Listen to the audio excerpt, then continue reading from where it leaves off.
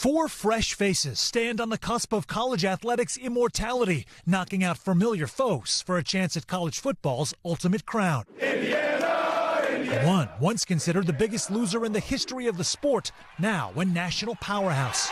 Touchdown! Another left at the altar by its coach just days before the playoffs.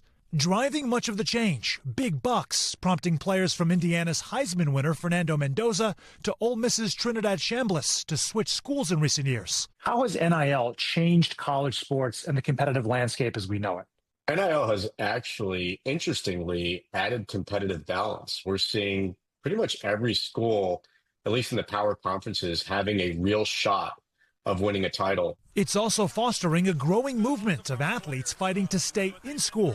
Chambliss now seeking a sixth year of eligibility, even though some analysts think he could see his name called in the NFL draft. His lawyer reportedly sending multiple letters to the NCAA to ask for another year of eligibility, arguing Chambliss lost a season due to health issues.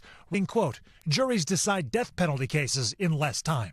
Attorney Darren Heitner has served as legal counsel for hundreds of college athletes. It makes sense to conduct that due diligence and make a determination as to whether they want to take the risk and jump to the next level, or probably take a more conservative approach and stay in school where you can still make an exceptional amount of money. Players can earn millions from name, image, and likeness, or NIL deals, which started a few years ago. But now colleges can also use a portion of athletic revenue to pay players directly after a settlement this summer. That money, though, is capped, and Heitner says it isn't enough alone to draw top athletes. The reality is, to compete in this ecosystem, you can't be operating at the cap of $20.5 million.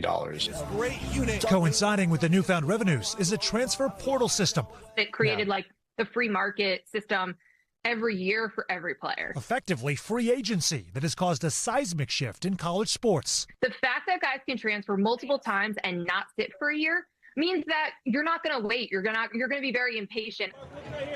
Schools are also now boosted by wealthy alums like billionaire Mark Cuban, who went to Indiana, bankrolling its efforts to convince top athletes to transfer. Cuban wouldn't say how much he recently contributed, but told one outlet, let's just say they're happier this year than last year. As the multi-million-dollar deals pile up, so too does the controversy. Like in Washington, where several outlets report that quarterback DeMond Williams recently signed a multi-million-dollar contract to return, but days later wrote on Instagram that he's entering the transfer portal because he has to, quote, do what is best for me and my future. The university refusing to let him go and reportedly threatening to pursue legal action.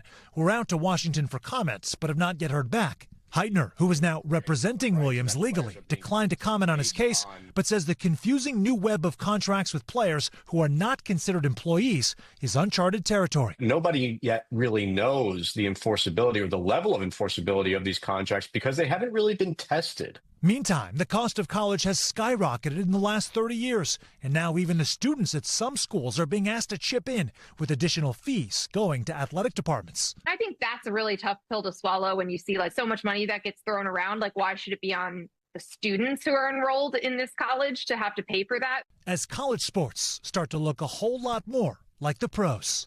We thank you for watching, and remember, stay updated on breaking news and top stories on the NBC News app or watch live on our YouTube channel.